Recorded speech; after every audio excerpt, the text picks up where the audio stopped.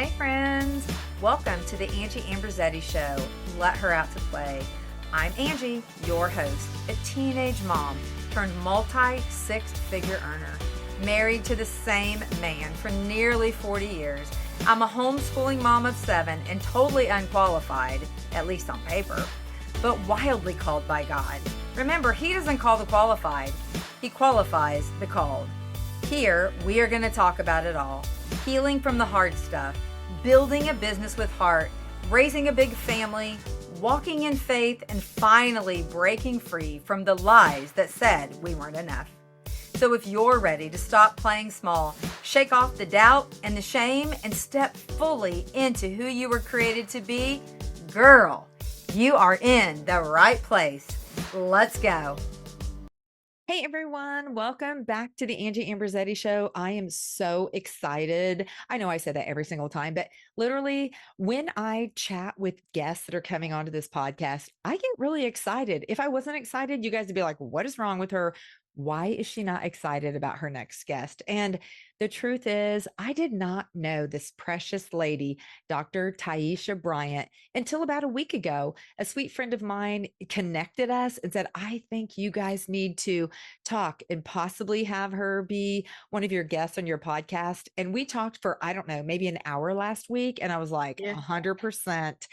This lady, we need to hear her story because she has so much to share. She's so talented. She is a licensed master social worker. And I made myself write that down because I did not want to get it wrong. But she has some beautiful accolades, and I want her to share some of that with us. So, welcome to the show, Dr. Bryant. Appreciate you being here.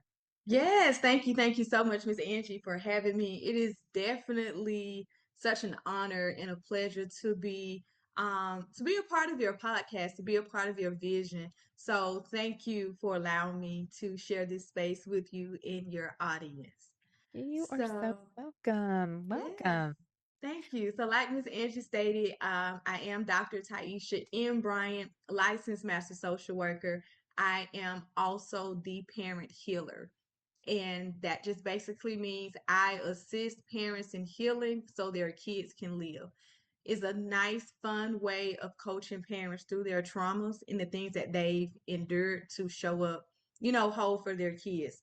So, in addition to that, I'm CEO and founder of We Have a Purpose Incorporated, which is a nonprofit organization here in the Phoenix City, Alabama, Russell County area, where we provide prevention and intervention services to at risk youth and their families. And I'm also the owner and operator of Resilient Family Wellness, which I actually do the coaching for the parents, in addition to coaching for individuals who have been involved in car accidents. So those are just a few of the things that I do. But Yeah, most importantly, I'm me. I am I Tiesha M. love it. Bryant from Pittsview, Alabama. I love that. Thank you for sharing those things with us. And I'm sure Yes, some of our ma'am. listeners will be reaching out to you to find out more about those things. And so, what really intrigued our meetup, so to speak, is the fact that you were a young, very young teenage mom, and you were 13 years old when you found out you were expecting a baby. So, can you take us back to those early adolescent years and tell us what was going on through your mind, first and foremost, when you Ooh. found out you were pregnant? So to go back down memory lane to that 13-year-old girl who was terrified. Mhm. Um, I remember the date like it was yesterday. It was December 26th, 2004. I was on Christmas break and we were in the city. So I'm from the country. That's Pittsview, Alabama. We were in the city, which would be considered Columbus, Georgia.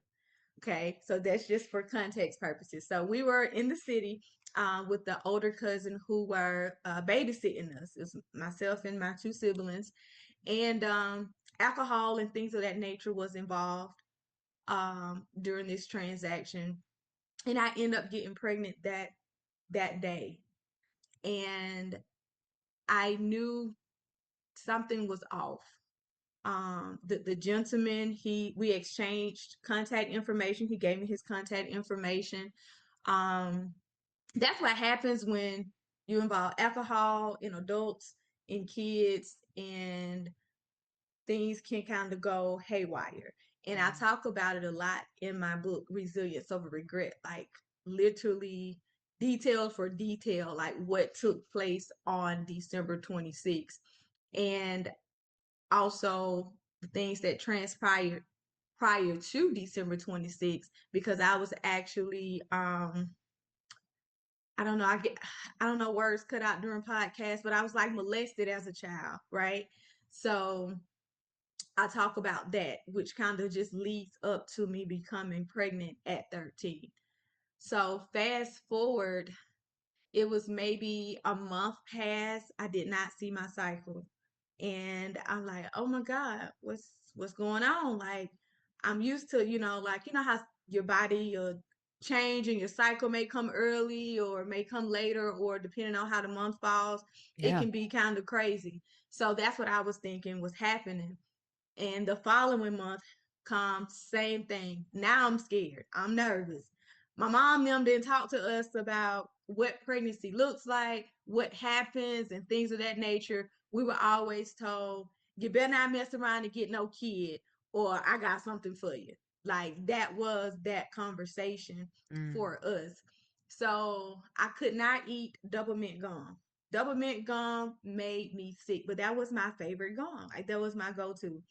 Um, Straight A student, church girl. Like my punishment as a kid was to go outside, and I would sit on the step and read because I'm just like I'm a nerd. Like Yeah. I'm straight. I absolutely love reading anything. Computers was just making it is roundabout, so into all of that, setting TVs up, like that was my thing. Yeah. So March 30th, 2005, I remember calling my mom at work because I attempted to write letters in the past. Like maybe I should write her a letter. I'm telling my best friend Jasmine, like, listen, something ain't right. Like, I gotta tell mama. So she was like, write a letter, put it in the car. She'll see when she go to work, put it up under her bed. So I had so many different ideas on what I could do Hmm. to let my mom know that, hey, I'm possibly pregnant. Um, I've attempted to drink vinegar. I don't know what vinegar's supposed to do, but I think old school it was supposed to have terminated the pregnancy. Not really sure, but I did it. Yeah. I did vinegar, NyQuil, Tylenol, whatever medicines was laying around that I could get my hands on. I was taking them. I would go in the shower. I would pray, cry, and beat myself because I wanted out. I Mm. knew what was about to happen in my mind was the worst thing that could have ever happened. And my life is over. Like my mom and them, they are going to take me out of this world because they brought me in this world. It was one of those like, oh my God, this is horrible. This is all bad. So on March 30th, I called my mom while she was at work. And I asked her, I say, Mama, if I got something to tell you, how would you want me to let you know? She said, I'm at work, we're busy. What do you want? I said, I had sex and I hadn't had a period. She said, who, what, when, where, why? We'll discuss this when I get home. I stopped crying because I'm talking about waterworks, Yeah. like trying to catch my breath, waterworks. And when she said that, it was like this weight kind of just got off of my shoulder. Like I'm not holding that in anymore. Right. And maybe 30 minutes to an hour later, my baby sister come home. She's crying. She's hysterical because our grandmother passed. Okay. Same day, which is my paternal grandmother. So they called my mom to tell her that from Columbus to Pittsview is about a 45-minute drive. My mom got home in about 30. Everybody thought she was coming because my grandmother had passed, but she was really coming to see about me Yeah. because my grandmother and I had became close over the years. So I was tore up about that. And we took that pregnancy test and it said pregnant. I remember my mom holding the pregnancy test, and she just dropped it on the sink, and I could feel her heart crush. Like I could see the breaking in her eyes. And that took me out because I'm just like, I messed up. This is not something I can undo. I can't take it back. Like I am from December to March, that's like 4 months. So anything we've I've never heard of abortions, and we had never, so that wasn't even on the table. Yeah. And it's like I'm 4 months. Like there's nothing can be done at this Yeah. point. And my mom, she looked at me with tears in her eyes, and she said, Nikki, you're not the first one, you won't be the last. Mama got your back. People are gonna talk, but we're gonna get through this. And about 15 minutes later, all my maternal aunts, they were at my house. I'm sitting on the couch, and each of them giving me a lesson and literally just sounding off of each other. So it was a sounding board of support, a sounding board of answered prayers, of God, I thank you for my village. Like that's literally how that played out. And to this day, they have literally been that sounding board Yeah. throughout like this journey. That's amazing. A lot of times people do not have one, No. that kind of response from a parent, and two, the support of Yes. so many wisdom filled people who are willing to stand by your side. And I love that you called it a village. I love Yes. that. Yes, definitely. I even went to church. Yeah. And my pastor, he talked to me, and he basically told me like, we still love you. Like you're still a part of us. Like we ain't gonna beat you down, but Yeah. this is what you don't need to do going forward. So instead of making me feel this small, he made me feel like anything was possible. Like the things that I have read in the Bible, the things that I've learned in church, I'm seeing it. Like y'all not turning me away. Y'all are showing me love. Y'all welcome me with open arms, and y'all gave me wise counsel. And I would be lying if I said that that was the way my pregnancy went with everybody. That would be a lie, Yeah. because I had teachers. So being that it was winter springtime, we wore jackets, so you really couldn't tell until like I literally started getting bigger. But teachers would like make little smart comments. Oh, she ain't gonna graduate. Oh, she's fast, and all of these things. My paternal aunts, one of them made the accusation I didn't know who my child's father was. Oh, Nikki's just grown. She's not going to be anything. It was so many naysayers. Mm. Um, and it's so crazy that the naysayers attempted to be louder than the support I received. Yeah. So I used the naysayers as fuel because my support was 10 toes down. Like literally there was a system. I have to be at school at this time. I meet a cousin at this stop to drop my baby off to go to Head Start. I go to school, my mom go to work. If there's an extracurricular activity that I'm a part of, it's done by the time my mom get home from work. School is closed, so we literally had like it was a system that Yeah. was set in place, and my mom made sure I knew that that was my child and not hers, because I'm doing math homework, but baby is laying right here. Like Yeah. it was not a somebody get her. It was like, no, that's your baby. Yeah. That is your baby. So my sisters, one's older and one's younger, they were definitely great help throughout difficult times when it came to like having to do homework, having to do projects, a lot of events and things that I wanted to attend to just be a normal teenager, I couldn't do because I got a baby. I got to find Right. a babysitter. And if it wasn't on the weekend, her dad had her, then I was just kind of SOL. Yeah. And we was just going to sit at home and play patty cake and figure it out together. Yeah. So that's how that went in those early years. Yeah. It sounds like you had time blocking down long before time blocking was a Yes. thing. Yes, ma'am. Yes, ma'am. For sure, for Definitely. sure. That's awesome. So Yes, tell us, ma'am. what grade were you in when you found out you were expecting? Eighth. Eighth grade. And Eighth so, grade going into my ninth grade year.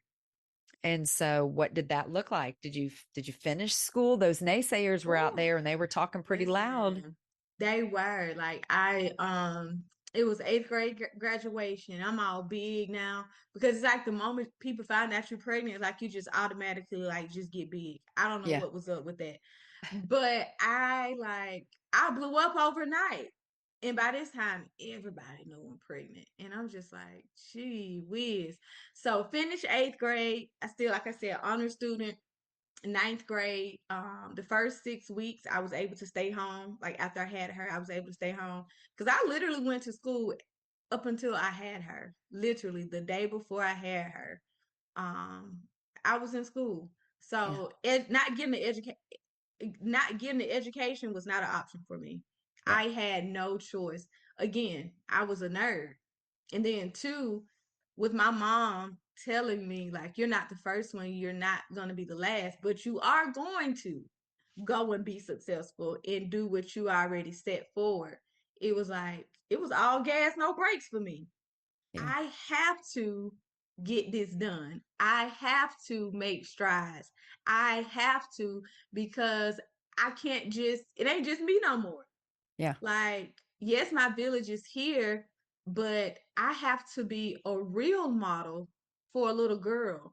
Role models was not, it's like I didn't want to be a role model. I wanted to show her realness. So being a kid, raising a kid, Yeah. has Yeah. brought me to the point I am in my life as the parent healer because I've seen so much on this journey because it's like I'm still trying to figure out who I am as a teenager and I'm also trying to raise a child. So I'm being parented, directly parented, while me trying to parent this other person Right. without mixing up the lines, without causing the lines to be blurred. Yeah. So I graduated from Russell County High School in Steele, Alabama, in the top 10% of my class with a 4.1 GPA. So I did it, Girl. girl. Listen, Yes, Miss girl. Angie, I did it. I'm so proud of you. Yes, ma'am. And I started college before I graduated. So I had already began taking college courses to get my associate's degree because my thing was I didn't want to leave home anymore because I wanted to be here with my baby. I didn't want anybody else to having the credit or feeling the need to say, well, I raised her, all of this other thing. Yeah. So after I received my associate's degree, I go and get my bachelor's in social work. But there came a time during my last semester, I had a professor who was not that fond of me. Long story short, I end up having been suspended from that program for 2 years at the end, at the very end. So I ended up having to leave home anyways. Mm. Like God worked things out. So listen, and when he do it, he does it with so much grace. And it's just like, God, I thank you. I was accepted into Florida A&M University's social work program before I was accepted into the school. And Wow. it was based, and that was my dream school. I wanted to go there to be a pharmacist. Like that was my dream thing. Hmm. And to be able to just go and be a student at my dream university, it was all God Yeah. because how? You're kicked out of one program and we're going to accept you into ours literally right before school start. So all of this took place from like May to June. I go to orientation in July. Now in August, I have to leave my baby. Oh my goodness, it tore me down because it's like this is not what I wanted. But if I had not went to FAM, I would not have had We Have a Purpose, which is my nonprofit. I would not have a lot of the knowledge, the connections, and the wisdom that I've acquired over the time. My relationship with God would probably look different because it was in those moments where all I knew was to call was God. Like Yeah. nobody else could fix it. Like being away from home, my mama told me I couldn't work. She wanted me to focus on school. So now it's like, where's my extra money? Like I can't, like when I'm at home, I go work. I was working at Kmart and going to Yeah. school. I had a little extra money, but being away from home, no job. I had a car. So now my mom is working 3 and 4 jobs to make sure everything is staying afloat. My dad lived in Florida. I would call him here and there, from time to time when I needed something. Yeah. But it was just like, God, I need you now. So I literally spent 9 months in Tallahassee away from my baby. Every chance I got, I tried to come home. My mom was like, no, you're not coming Yeah. home every weekend. So I did it, and I graduated in 2014 with my bachelor's in social work from FAMU. It was like one of those, God, I thank you. I'm going home now. Like I'm going Yes. back home. I got it done. And it was so beautiful. Like literally right out of undergrad, I've founded, um, CEO and owner and operator of a nonprofit. Like working with at-risk youth within the court system and being that support to moms and things of that nature and dads, because there were some dads who were involved in the different courts cases. So just going through that time, like I was on Section 8. Yeah. I was receiving SNAP benefits, and it was because I was in school. Yeah. I was in school, and the system that was made for us to have like a stepping stone, so to speak. Like I used it for what it was, and I saw it when I first started studying social work. How all of it came about, anyways. Like that was literally the purpose for it. So to be able to utilize it, and once I graduated with my degree, I told them thank you for the time. I no longer need this service, Right. but I used it. So for anybody who's listening, if you ever get in a situation, don't be embarrassed. Don't feel shame for utilizing services that are put in place to get you to your next. Sometimes we have to go through different things in order to be catapulted to our next level, and it looks different. It Yeah. could be assistance from the government, it can be assistance from your church, it can be assistance from just a stranger. Do not tuck your tail and hold your head down when things go contrary to how you planned them. We just have to take it with grace and stride, Right. Yeah. Well, literally. a couple times I've been thinking as we've been talking here, God is so amazing in how he Mm. works out details Oh, that yes. I love to say he shows up and shows off because he Yes. is so amazing. And just hearing the story of how you purposefully wanted to raise your baby, you had the help of your village, of your mom, your sisters, your aunties, and Mhm. that is such a beautiful support system because, like we said, a lot of times people don't have that. But I Right. love how your mom was so like, girl, you are going to go to college. You are going to get this done. And we're not Yes. playing around here. I Yeah. mean, what a beautiful support system that is for your mom.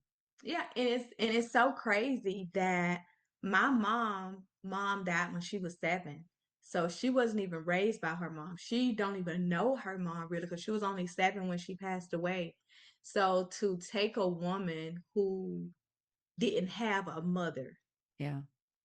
to be a super dope, amazing, spectacular mother to 3 girls, 4 grandkids, and everybody else who comes into her life that calls her mom. Yeah. Like my aunts, literally, my aunts and uncle, and everybody who played a part as her journey of just growing up, they did a great job. Like the resilience that I hold, I know where I get it from. Of course, it all comes from God as the direct source, but that plug was my mama, Right. because she literally is the definition of resilience. She didn't have no parents. Yeah. And to be able to not only birth, but raise, nurture, cultivate Yeah. amazing women is like, God, you showed out with that one. You showed out. I Yeah. appreciate it. Yes. I Definitely grateful. I love that you said your mom was dope. I'm like, I hope that my 7 kids, I hope they listen and they're like, oh man, that is my mom. She is so dope. They haven't called me that, but hey, Yes. I will take it all day long. Absolutely, absolutely. So, Yeah. and those are the beginning times. Like in 2015, I met my husband. And because dating was a thing that was just taboo for a teen mom, like think about it. Who want their son to date somebody with a child in high school, middle Right. school? I Like, know. it's like, so I had to go through that. Mm. I dealt with that, and it was, oh my God, like, am I not enough? I remember having conversations with my aunts, and I was just like, am I not enough? Like, is it me? Like, like, what am I not doing? And a lot of guys, before I even get into the you have a child, and it was like, you got too much going on. Like, you all about your books, you got a game plan, you got this, like, we ain't nowhere near that. And Yeah. it was like, sir, I gotta make it. Like, I have to, like, No there's plan no B. shortcuts. No, literally no plan B. The plan B is plan A. Make it. Yeah. That is the plan. That's the process. And in 2015 when we met, we got engaged in 2016. We got married in 2017, and I gained a son. So I think I was 26, 27. I have I got my bonus son. I got my daughter. They're the same age. So life is just great. I'm just really, really enjoying the process. But it wasn't so enjoyable because my child's not my biological baby, but my son, his mother, there was a lot of um conflict. It was a lot of um what's the word I'm looking for? Opposition. A lot of opposition. From courtrooms to boardrooms to classrooms to just last year he passed away. So it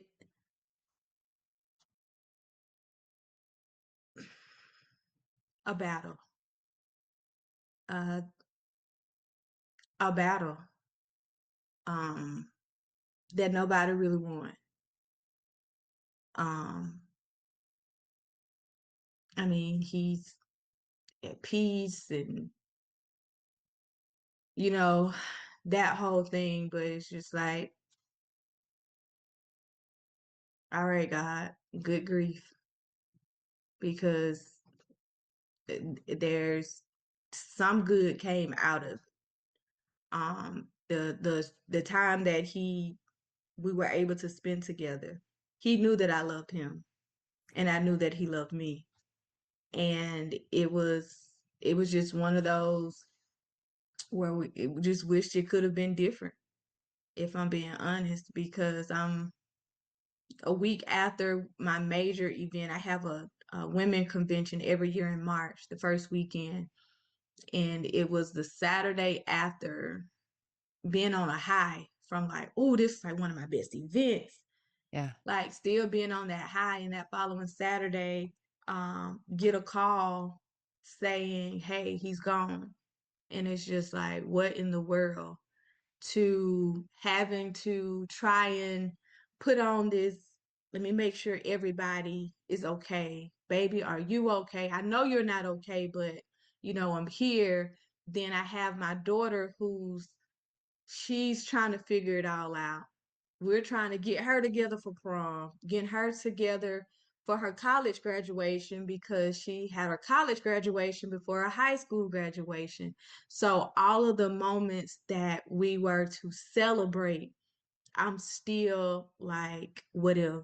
Like if he was here, I wonder what he'll be doing, what school. So it was just, it Yeah. was like a, it was like a sour patch Yeah. during that Sounds, time. yeah, it sounds like an emotional roller coaster Yes, for certain. yes, definitely, definitely an emotional roller coaster, and I wouldn't wish it on my worst enemy. Like somebody who I know done me wrong up and down, I would not wish what we've experienced on nobody. So I'm literally still going through it. Yeah. This is, it's still new, it's still fresh, it's still, like I said, it's been a year. So my mind was preparing to be an empty nester because the babies are going off to college. Yeah. I didn't expect to, at 32, not have my son. And so all of that, in all of that, even with all of that, God still is. He is my shepherd. Like I should not want for anything. Yeah. So I'm grateful for my village. I'm grateful for my spiritual village who reminds me that Tiesha, it's okay that you cry. It's okay that you grieve because he was your son too. Right. Like, it's okay to feel these things. So just giving myself permission, even on this journey of motherhood, to feel that as it relates to him. Um, but my daughter, like she's glowing, she's growing. She's flourishing. She's been accepted into the nursing program. So this upcoming fall, she start all of the nursing stuff that goes along with her program. Fabulous. And right, so I thank God that she's 19 now. She'll be 20 in September. There's no babies, so that ended here. It Yeah. started and ended here, Yep. and I'm grateful. And Yeah.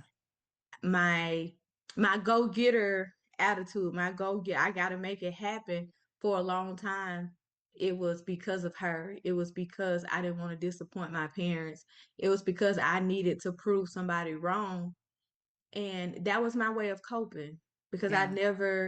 I don't think I ever sat with everything that took place, right? I just kept going. It was like a switch turned on and I didn't know how to turn it off. And it took me last year for my spiritual mom to tell me that, like, that's how you dealt with grief. That's how you dealt with being a teen mom. You just go, go, go, go, go. And that's how you coped. Like, you never literally just dealt with your parents' divorce. And during that same time, right after you have a baby, like, you didn't deal with those different things the way most people did. My coping skill was to be successful. Right. You just kept yourself busy, kept going, and Yep. basically persevered all the way until you were able to accomplish those things that would Yep. set you free, basically, from Right. what And I'm started still at going. 13. Yeah. Yeah. And I'm Um, I'm still going because it's not over. It's not over. The My legacy continues. Like yeah. this is this is just the start. Yeah. It literally is just a start because, like, the information I just shared as it relates to me with parenting, like, I had to blend a family. Yeah. And if anybody know anything about blended families, then baby, we know that this is not something you put in the microwave. It's not going to look like what's on TV or in your good book. It's Yeah. going to look like the individuals that are in the home.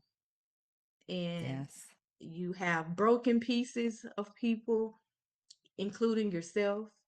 You have trauma, you have rules, you have boundaries, you have values, and you're mixing it with somebody else to become one for the child that you are parenting. Yeah. At that, my baby was 10. when my husband and I got together. So by age 10, they're pretty much we have everything together. Like, and it's been us forever. So Right. for a man to come in who's a man, a man of structure, a man of discipline, a man of responsibilities, and you're looking at him and I look at you and we look at each other like, "Ooh, this is new." Yeah. You say do what by a certain time? Oh my goodness. Like, It not wasn't like saying the Brady Bunch. Is that what you're telling me? right. Yeah, no, no. And it was just us. It was my daughter, my husband, and myself. Like, that's it. And Yeah. my bonus son, like, he would come on rare occasions. But, like, you would have thought it was the Brady Bunch because I told both of them I'm out. Y'all figure it out. Because it had became so much. It had became so much. And it became so much because in my human ability, tried to make them jail or Yeah. make my family look the way that I envisioned it. And I was doing it without God. Yeah. And when I took He's the key for sure. listen, when I took my hands off of it and said, "Okay, God, you can have them," they are literally like two peas in a pod right now. They are homies. Yeah. Like, they are homies. Like, they're good. They real good. And I literally sit back sometimes and be like, God, I sure thank you. Because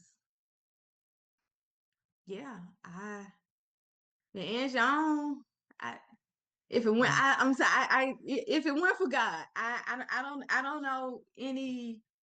any other any other the strength, the ability, the tenacity, the perseverance, the resilience, the strength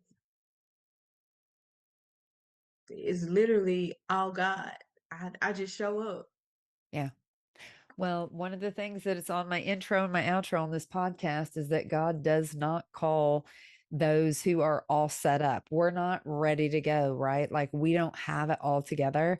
He doesn't call the ones that are qualified, but he Right. qualifies Qualifies the call. those who he calls. And so, Yes. friend, I just love this story. And I don't know what the statistics are. Maybe you do because you've been in this more, but like, what do you feel like the statistics are with young girls who have babies and get pregnant when they're 13 years old, of keeping their children and raising them Mm. themselves? I don't know. Let's see. Stats on I do remember stats basically saying it was a large percentage of high school students to drop out. I think it's like a 60 to 70% Uh-huh. rate of parents who become pregnant in high school drop out. I couldn't be that 60 or Yeah. 70. I just couldn't. It definitely in the 40 because the other is about 40 that graduates. And there's less than 2% of teen mothers who have a baby before age 18 that actually earns a degree by 30. Wow.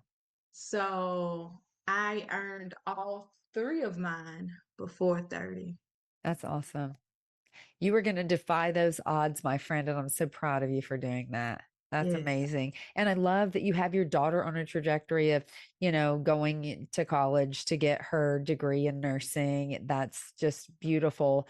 Of my seven, well, let's see, I have six that are graduated, and three of them have college degrees and three of them don't. nice. And I'm okay with that because the ones that got it are in medicine. My daughter, she's a homeschooling mom, but she got a Christian education degree. And my other kids, like, for what they're doing, they don't need it. But like, setting a Right. standard for her, like, obviously in medicine, like, you have to have that. But I love that you're showing her the way. It's so beautiful. So if you could go back to that 13-year-old self, what would you say to yourself back then? If you could just go back to that girl, knowing what you know now, where you are, if you could just give her a couple sentences, what would you say? Never stop believing and continue to keep God first Yeah, because that was my saving grace. so powerful. I love that.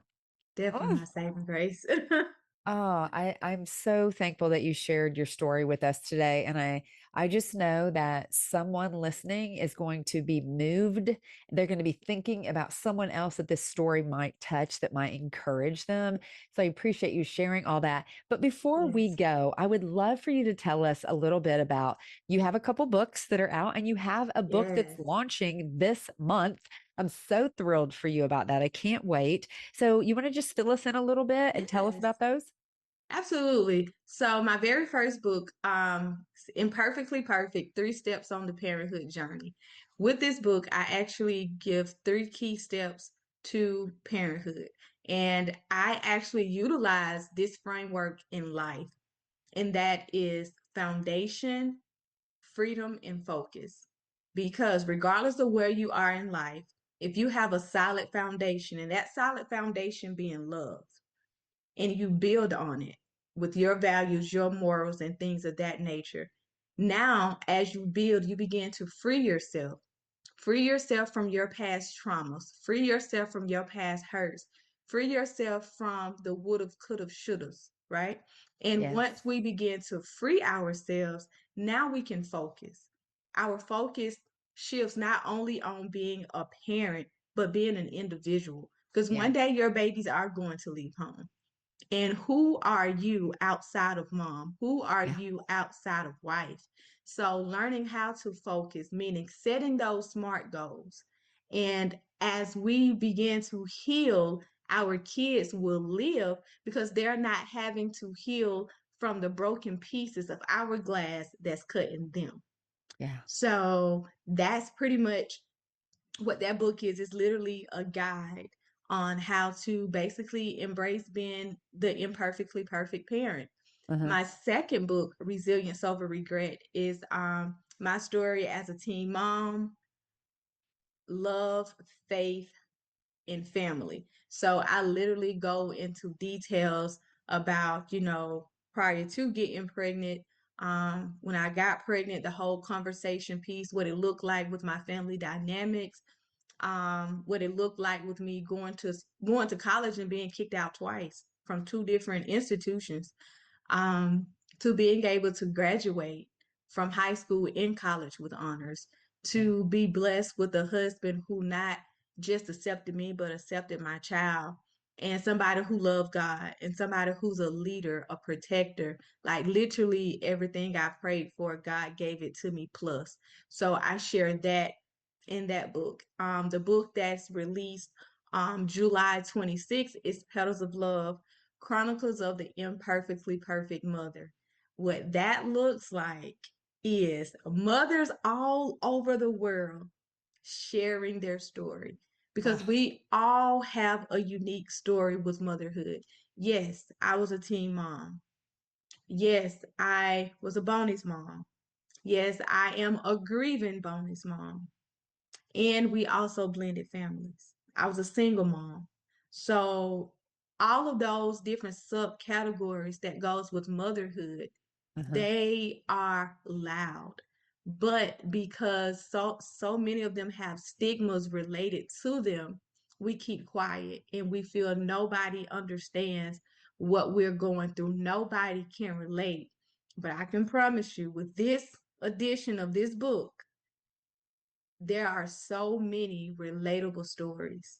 I'm talking parents who did not want to be parents, parents who wanted to be parents and had to rely on science, people who lost their only child. Uh, Like it is so beautiful. Even, you get those fairy tale marriages and you have a baby and all hello breaks loose. yeah. So those are the stories that's in this book. And authors are from Alabama, Georgia, Florida, Texas, Idaho, Canada. California, the UK, New Jersey. So we are literally global with this project, and we are literally in the process of just, being an aid for that healing Yeah.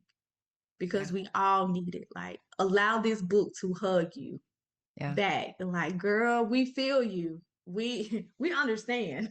Yeah. Like somebody has been there. Virtual hugs. We need those all day Yes. long. I ordered your first two books. Uh, Actually, the mail came while I was here, while I'm sitting here. So I didn't look at her so she wouldn't try to tap on my window. But I think they're here. And I can't wait to Nice. get this next one that comes out because I'm excited to read that and to just Mhm. connect with other moms who have like a huge story. I have a bonus mom myself, Mm, and she's been my bonus mom for 50 years, 51 years actually. And oh so wow. like I love bonus moms. I love that. So I'm excited about that and some bonus brothers along the way.